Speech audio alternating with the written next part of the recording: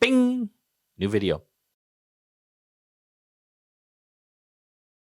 You are live with Get Connected. Mike Agerbo here in studio. I've got fellow nerd John Biehler with me. We have an awesome program today.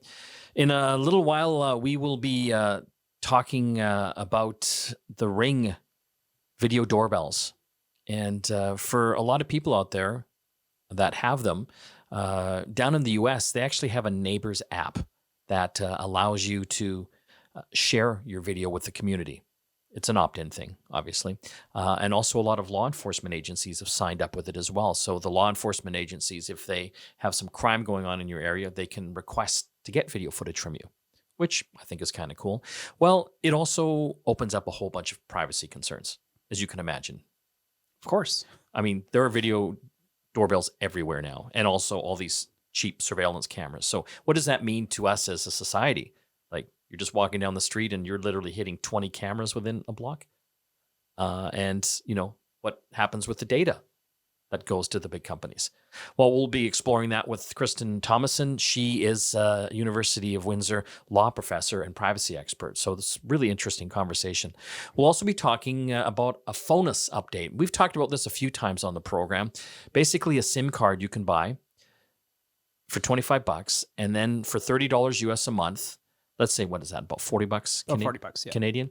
You get unlimited talk, text, and data around the world, including in Canada. No roaming. No roaming. Too good to be true? Well, we'll find out.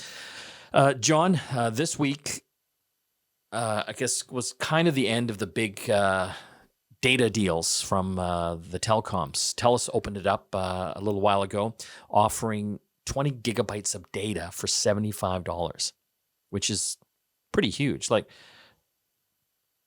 for the past few years, most people have been getting by with like 1 or 2 gigabytes of data. That's right. And you, what was your plan at? So I had a loyalty plan. I migrated from public mobile to Koodo. It was $40 a month, and I had 6 gigs of data. That's pretty good. It's pretty good. Yeah. But because I commute into the studio every day, Yeah.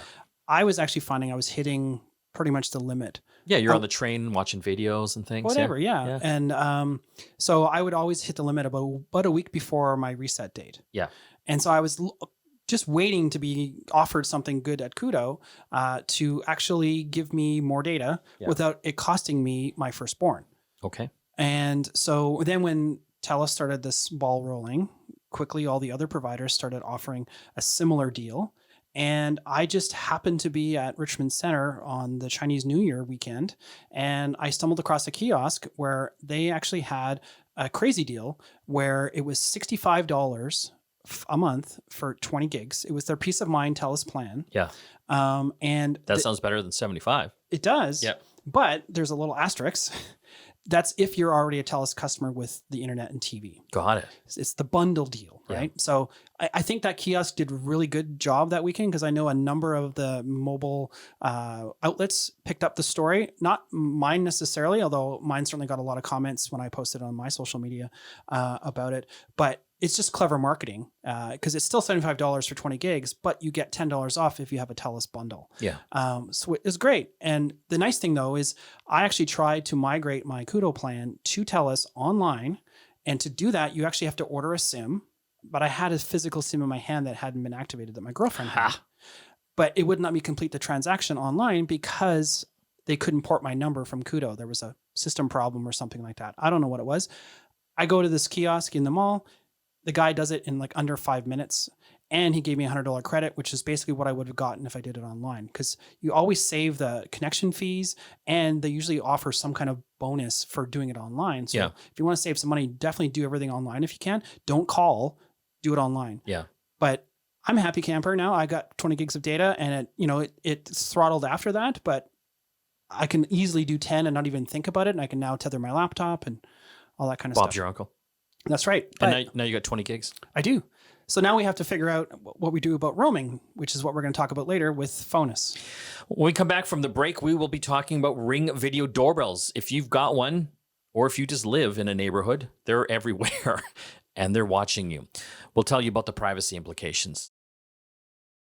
Want to talk now about security, and technology has really helped in that regard in many ways. Back in the day, we had like little alarm panels in our homes with a few door sensors and motion sensors.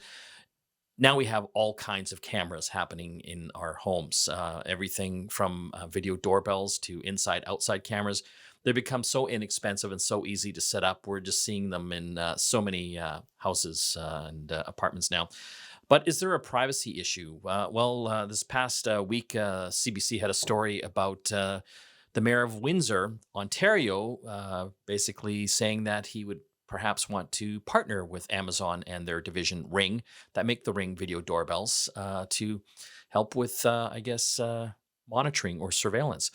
We have a really great guest on the line with us to get a counter viewpoint to that. Her name is Kristen Thomasen. She is University of Windsor law professor and privacy expert. Thanks for joining us, Kristen. Hi, thanks for having me on. So, Kristen, I have to come out and say right off the bat, I have a Ring video doorbell and I've got the Ring cameras around my house, and I freaking love it because I get my car broken into a lot over the past few years. I mean, right in my driveway, and now I can actually get alerted, and I even have video footage of that I can show police so that perhaps they might do something. But from what I understand, you might be concerned about kind of expanding the sharing of this video and this information.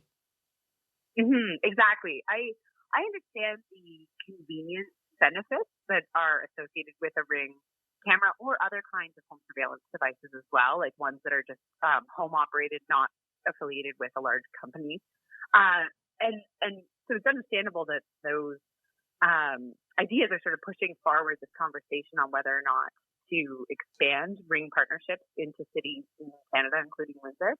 My concerns, well, I've got a few concerns, but some of them relate to how the Ring camera, and especially through these partnerships with police departments, is able to avoid some of the legal framework that we have in place to protect privacy right now. And then also the bigger concern with the establishment of a stronger surveillance infrastructure. What I mean by that is just more public surveillance. And in this case, public surveillance that's not just operated by, the police or by private individuals, but is both of those plus a large corporation in the United States that has other reasons for collecting that information and data as well. So, just to add some more context to this, and we've talked about this on the program, Ring down in the US, they have a neighbors app that you can basically download and subscribe to. They've made partnerships, I believe, with about 400 law enforcement agencies down there. But this app basically allows you, if you've got the Ring system in your home, to share videos with other Ring members in your community, and I guess law enforcement would even have access to that. That's right. And law enforcement are able to make requests to individuals who use the Ring camera to ask for video footage, or at a given time, or from a given day, to be passed along to them, and that's made easier to do using using the Neighbors app. So, like Mike, I also have a Ring video doorbell, and We're spying on all of our neighbors. Right. Well, I mean, I don't have a problem with that because I live in a townhouse complex, and we have cars that get broken into all the time, and a few of us have Ring doorbells. Unfortunately, I have yet to actually catch anybody trying to get into my car, but maybe because they see the Ring video doorbell, they just keep going down the road. But I really struggle with the giving up the privacy aspect versus the benefits of having this protection there. And you see people sometimes even have those fake cameras just as a deterrent, right? And if it's not pointing into your house or into your bathroom or somewhere like that, I don't really have a problem with it on my street. But then I'm also not on the other side of my camera, on the other side of the complex. So I get it, but I kind of don't. So that you've raised a couple of really important points there.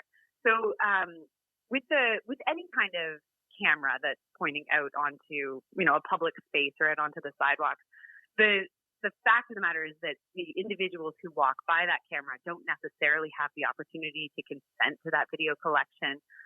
or to consent to the ways in which that information is used. Now, if you're running, your own personal home surveillance system, and I'd encourage anyone who is to look at research on whether and how effective that is as well at actually deterring crime. But the reality with that is that it's kept in sort of a limited, stored setting. But the Ring camera is collecting that information, and it is very much advertised and promoted as, the homeowner has control over the information collected by the camera, and it's your decision whether or not to share that information in some way or not. But the reality is it's also being collected by Amazon and is being used for other or could be used for other reasons as well, including, and this has been revealed through leaked documents as well as, public statements, but including potentially facilitating the development of facial recognition software and other kinds of surveillance techniques or technologies. And then you layer into that as well that it makes it easier for law enforcement to collect the video footage. And it's one thing if you have your own camera and something's happened and you provide footage to police officers. But what's really concerning me and my co-organizers who organized an event here in Windsor to have a bigger conversation about the Ring is the entering into a partnership with Amazon and the police, local police enforcement agencies, so that there are incentives to promote the distribution of Ring, to provide free Ring cameras, to basically set up a greater infrastructure that is not clearly regulated by the regulations, the laws that we have in Canada that deal with corporate collection of information, and is not necessarily clearly regulated by the laws we have in Canada that deal with law enforcement collection of information, because it ends up being private individuals who collect the information and then share it through that system. So, the thing that really concerns us who organized the event here is that there isn't even a conversation about that and the ways that the technology is actually able to sort of circumvent some of the legal protections that we expect that we might have in Canada, in particular through these partnerships and through these bigger arrangements to distribute the technology or the devices throughout a particular region like the city of Windsor, for example. The other thing that concerns me, and more on your side of the fence for this, is the fact that these cameras are not hardened, secure devices.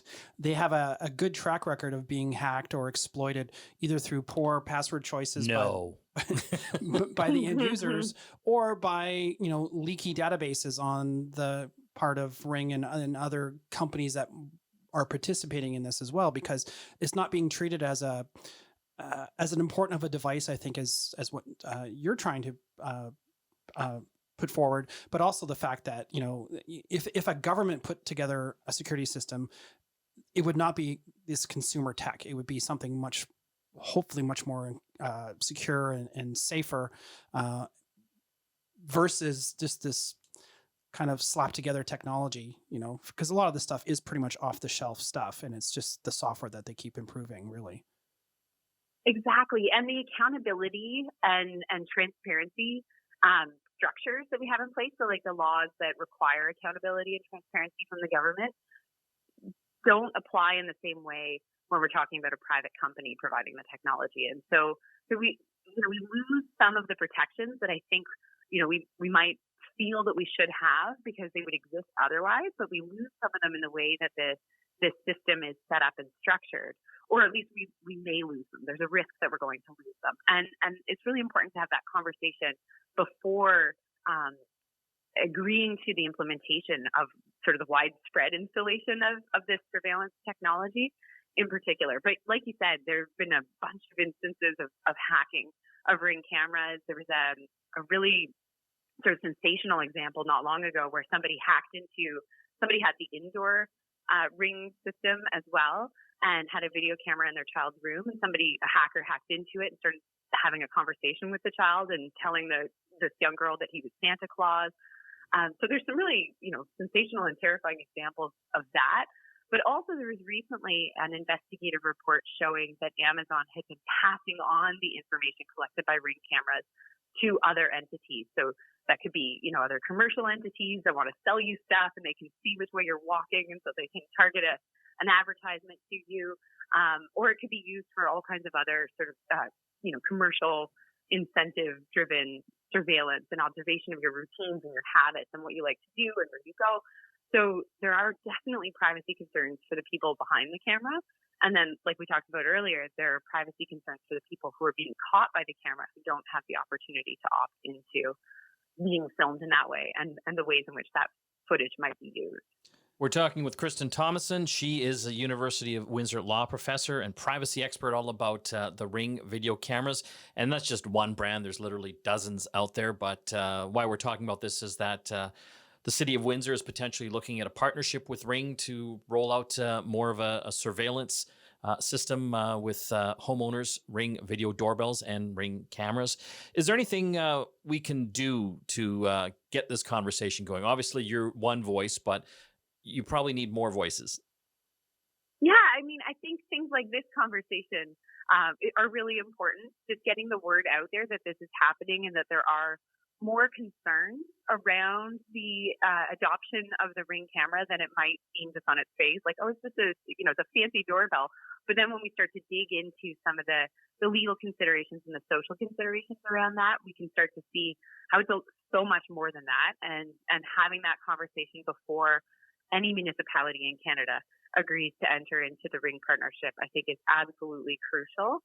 I've been really encouraged to see what a great conversation we've really started having here in Windsor.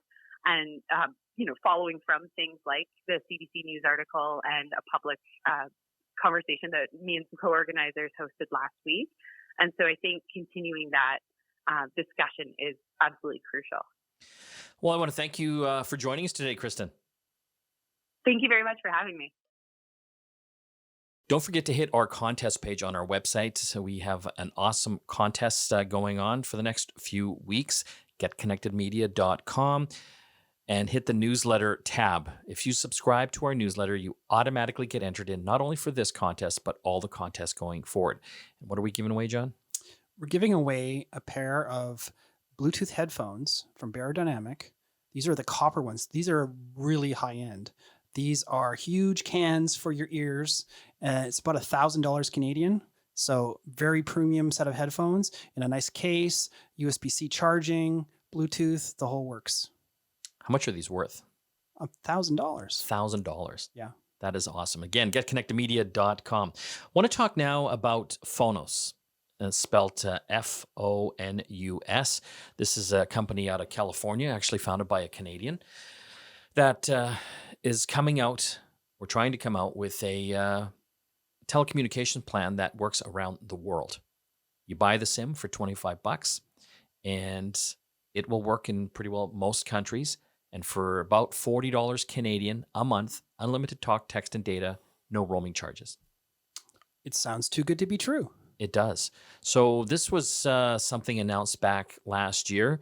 We were pretty excited about it because, we kind of know the guy. He's, got a track record. And we were hoping he can put this together because it sounds pretty awesome. Yeah.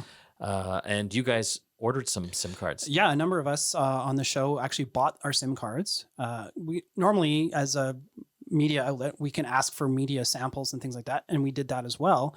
But from a personal standpoint, a few of us thought it'd be worth trying and taking one for the team and spending that $30 for the SIM card and stuff.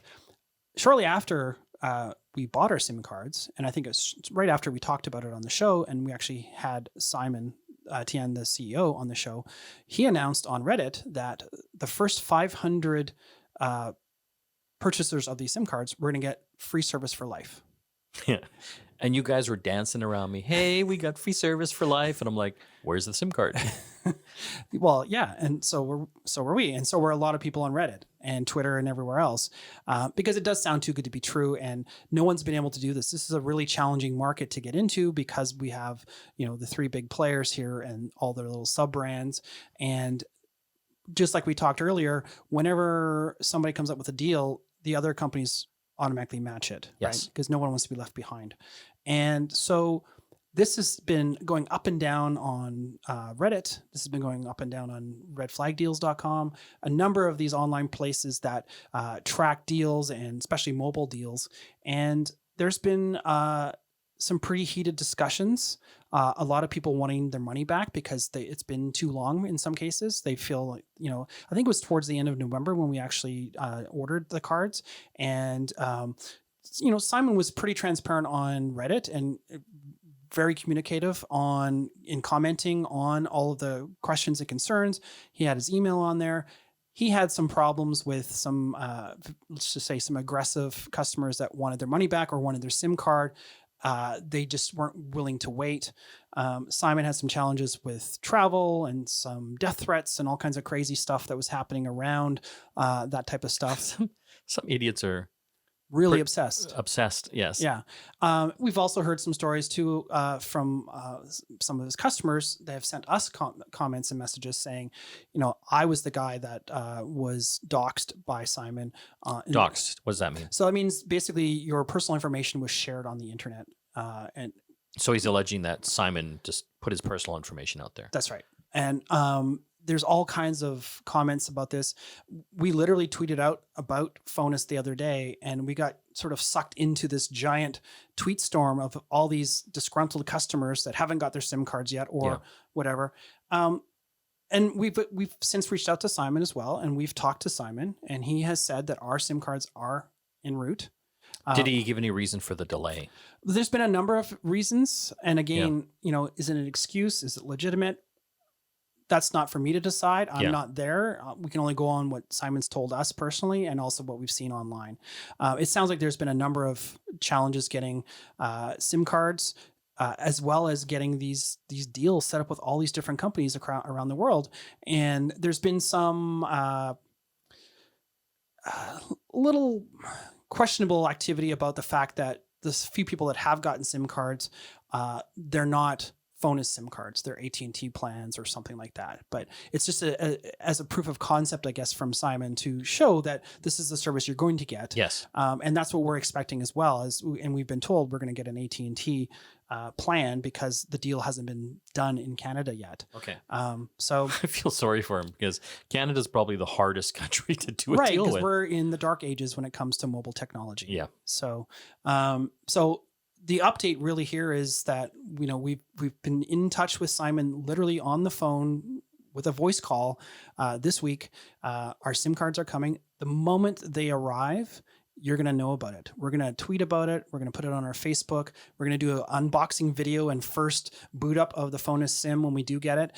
So stay tuned for that. So you're optimistic that it's going to come? Well, we can only go by his intentions and what he's told us. And I think if he's going to screw us over, then no one has a chance. No. So, but I mean, this is a pretty big undertaking because I don't know of any other service like this out there that offers so much for so little. And again, it's a SIM card for $40 Canadian, roughly a month, unlimited data, text, and talk around the world. Right. Which sounds like a dream come true. But for those people that are doing death threats to him, right? What are they out? $25, right, for the SIM card? Oh, I know. It's and if it's on your Visa, you can get that money back. And he's actually been refunding people. Yeah, and they have a process for that too. So it's not like $1,000, no, or some plan they've been locked into, or some pyramid scheme where you're out your life savings. Chill down a bit, yeah, to the listeners out there that have bought it. But yeah, I think obviously communication's a key thing when you're launching any type of business. Yeah, and stuff happens. I know, like I've started a number of them, and things don't always go how you think they're going to go, and especially on a thing of this size. But that being said, we are going to keep updating the listeners and our online following on this as we get more absolutely info. Yeah. So you're optimistic? I have to be. Yes. Because you got nothing to lose, really. Right, yeah. Right. And the thing is, if you get your ice cream, you're happy. That's right. The thing is, this is, like you said, a giant undertaking. Yeah. And it's something that I'm not convinced a big company could actually do because it is so big, and those big companies are like trying to turn the Titanic. Yes. Whereas Simon's a younger guy, he's a disruptive startup. Yeah. And all, he doesn't have all the baggage. Right. And he spent an inordinate amount of time on Reddit sort of answering questions and defending and all that kind of stuff too, while trying to set up this business. So he's not like gone MIA. No. No, he's not on some island, in Yeah. the South Pacific with all of our SIM cards. Okay, when we come back from the break here on Get Connected, we're going to be talking Huawei. They've been in the news a lot over the past year, obviously because of the whole U.S. trade war. A lot of countries, governments are concerned about Huawei's 5G infrastructure and network technology, spying on them. The UK has announced this week that they are moving forward on letting Huawei take part in some of their 5G network technology. So we're going to be talking with Shruti Shekar all about that. She's an expert on Huawei, on what that means for Canada, and maybe we can see if she'll predict what will happen here. We are going to talk Huawei now. It looks like the UK is allowing Huawei into their 5G infrastructure. Want to know what that means for not only the UK, but of course Canada. We still have to make a decision over here. And what do the Americans think of this? To help us understand, we've got Shruti Shekar. She's with Yahoo Finance Canada. And we always call her when we have Huawei stories we want to talk about. How you doing, Shruti? Good. How are you? How did you become the Huawei expert? I have. It's Yeah. true. I get called a lot from multiple news outlets to kind of break this down. I don't know how that happened, but I guess Well, it is. Well, we're It is glad. what it is. Yeah, we're glad we have you. So this was a recent decision from the UK government. From what I understand, they're going to allow Huawei and other types of those companies to, I guess, build 35% of their network infrastructure. Is that correct? Yeah, so it wouldn't. It's a two-parter kind of decision. The first is that Huawei will not be banned, but will only be used in specific parts of the infrastructure. And so that first part is that Huawei will not be allowed in the core of the infrastructure for a telecom company. And that's usually where the most sensitive information sits. So Huawei will not be allowed to operate its infrastructure in there, and then it will be allowed in the external part. So the way I like to explain that to people is, when you're driving on the streets or on the roads, you see all these big towers. Those are like the edge equipment or the external equipment. And Huawei will only be allowed into those areas, 35% of it. I also understand they will be excluded from supplying equipment near military bases and nuclear sites. Yes, that's correct. Yes. How do you think this will affect their overall business? Is this a big deal? Are they missing out on a big chunk of business? No, I have a feeling that for Huawei, this was sort of a decision that was coming in the lead up to the news of Huawei and the UK particularly. There was a lot of this news around the fact that it wouldn't get banned, and I think that was something that Huawei knew was going to happen. And we have to remember that Huawei actually functions in I think it's 170 countries around the world, something like that. I mean, they're in almost every country you can think of. And so it's not that this is going to affect them incrementally. I mean, they have so much business elsewhere that even if they did get banned, they would have been fine. But, in this circumstance, they didn't get banned. And so they're still an advantage for them. How do the Americans feel about this?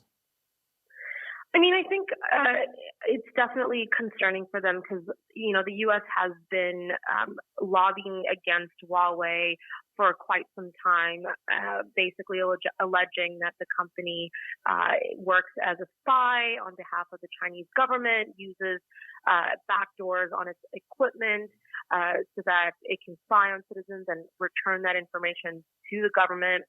So, for a while, the U.S. has been lobbying other countries, being like, you should follow us, follow suit. This is wrong. They shouldn't be doing this.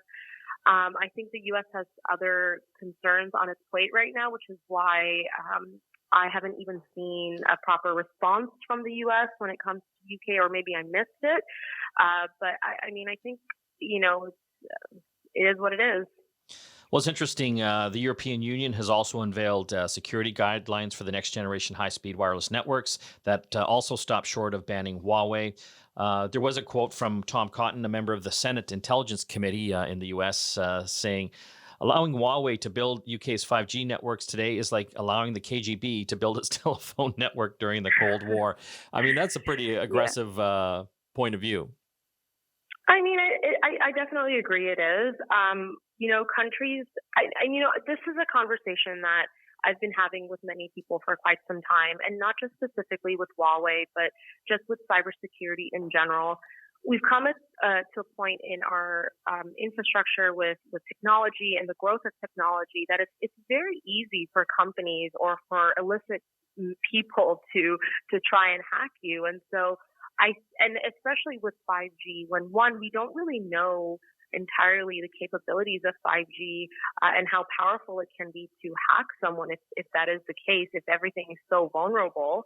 But two, I mean, how do we protect ourselves? How can we make it easy? And so I think when countries say these kind of statements, I think they're saying it out of precaution because they don't themselves know where this technology can go. And they're basing it off of what they've kind of seen with the practices that China has had in the past with human rights violations, with the way the government is with technology companies in general. So I think like it is very shocking for countries to speak like this, but at the same time, I can understand why countries would be speaking like this. We've got 1 minute left, Shruti.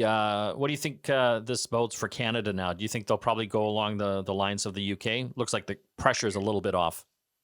I mean, to be very honest, I have no idea. I'm seeing analysts, like equity analysts, suggesting that this will be the path that Canada will also be taking and it'll be easy for them. And then I'm also hearing that it's going to be a political decision and they're going to ban the company outright. So I honestly don't know. Let's just remember that Huawei has been in Canada since 2008, and they've had a very similar rule with 4G LTE. So they're not allowed to be in the core of any company, but they're allowed to be in the edge equipment of the company. So, that is why TELUS is able to use Huawei. That is why Bell is able to use Huawei. So whether or not that's the same thing that will happen with 5G, that's something we'll find out. The industry minister and the public safety minister have both said that, we're keeping a close eye on what's happening.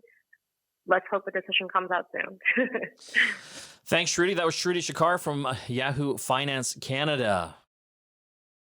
Want to mention the contest one more time. We are doing tons of great contests this year. And all you have to do to enter to win is visit our site, GetConnectedMedia.com. If you subscribe to our e-newsletter, you're entered, not just for this contest, but for all of them. So literally thousands of dollars worth of prizes. This week, John, what do we got? This month, we actually have the Barodynamic Amaron Wireless Copper. These are premium Bluetooth wireless headphones. It comes in this really nice case. If you're watching the video podcast, you can see what this actually looks like. And they are fancy as you can imagine. $1,000. These cost $1,000 in Canada. They're like gold. They're not gold, but they feel amazing. Yeah. So you will win these actual headphones. Very cool. It's so simple. Again, we encourage you to check it out on our website, getconnectedmedia.com. We've got all sorts of great blogs and videos and how-tos up there as well. And we have our podcast, not only the audio, but the video podcast. Don't forget to check out the app show tomorrow here on the Chorus Radio Network as well on CKNW 980. It's on at 10 to 11 a.m. This is Mike, John, and the rest of the team, Stephen, Graham, Christina, and AJ, signing off. We'll see you again next time. Did you like what you just saw? Well, we want you to subscribe to our channel so that we can keep making even better and more videos for you. So just subscribe. And if you click the little bell on the YouTube link itself, you'll actually get a notification anytime we have a new video posted live. How does that work? Just like, bing? Sure. Subscribe. Hit the bell button.